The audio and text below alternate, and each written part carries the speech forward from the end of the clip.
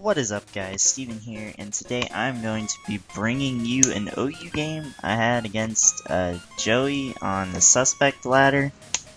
He's using Rockhead Tyrantrum, which got released, I believe, either yesterday or 2 days ago.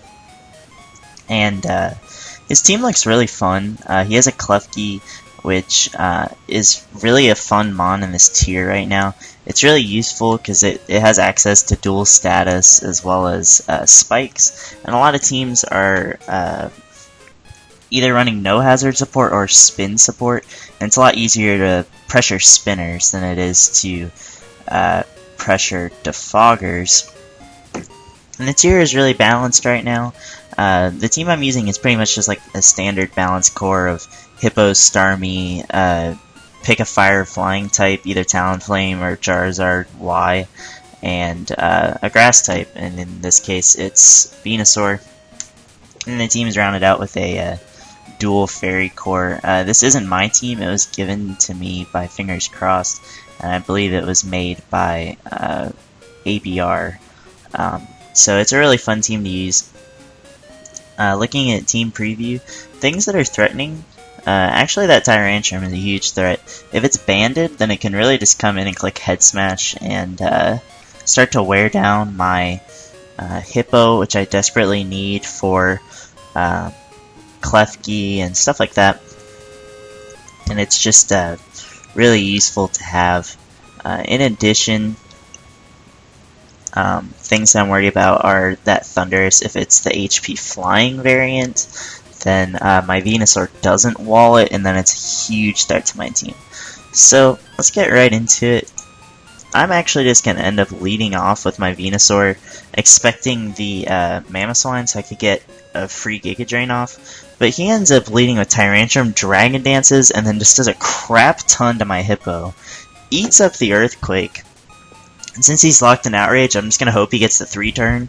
I'm going to go into my Clef, as he actually ends up getting the 2-turn, and he breaks through and just kills me with Head Smash. So Tyrantrum's a threat. I do have Talonflame to just revenge it with Brave Bird, so that's what I'm going to end up doing.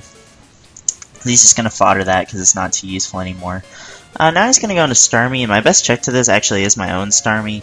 I wanted to scout for Psyshock, as he actually does carry it, and so I'm just going to go for a Scald Burn here.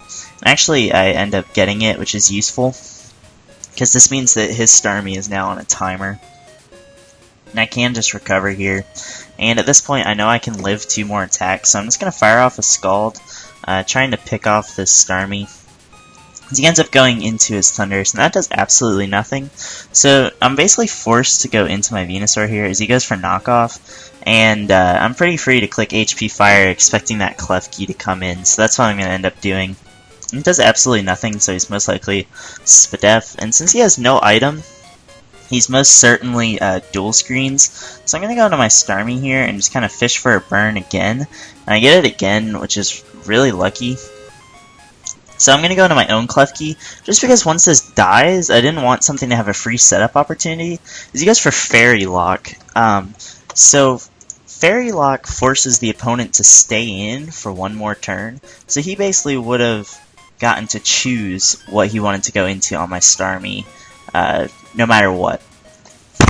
Fortunately for me, though, I did go into Klefki just to prevent any setup opportunity, especially from that Gyarados, and I did get that correct, so I'm just going to get the Spike as he T-Waves me. So now he's going to go into Mamoswine, and I'm pretty much free to just go into Talonflame. He's going to Earthquake, and I can just Will-O-Wisp this, which is nice as he gets up rocks. So Mamoswine is neutered, and at this point I am going to go into Starmie, just trying to spin, but he actually doubles into Thunderous, and I'm going to Scald and get a crit. So that was unfortunate. It wouldn't have killed, but I believe based off the damage earlier, it would kill after the Life Orb hit. So I'm not sure how much that mattered. If I had gone down to the Thunderbolt there and it was a double down, I most likely would have just gone into Talonflame because I could have burned the Gyarados, and the Starmie is low enough that I could have just killed it where it's at, and Mamoswine really doesn't threaten threaten me since it's burned. So that was that, but I did end up getting the crit. And now he's going to go into his Gyarados, and I do have defensive Venusaur, and I don't really have any reason to not go into it. He's going to sub down, and I can just Giga Drain over and over again, because I should be able to stay at high enough HP to be able to beat this eventually. So he crunches, and I get a crit again, so I've gotten a lot of luck this game. And at that point, he's just going to hit the X because it's basically over. So I got really lucky there with crits and burns and stuff like that.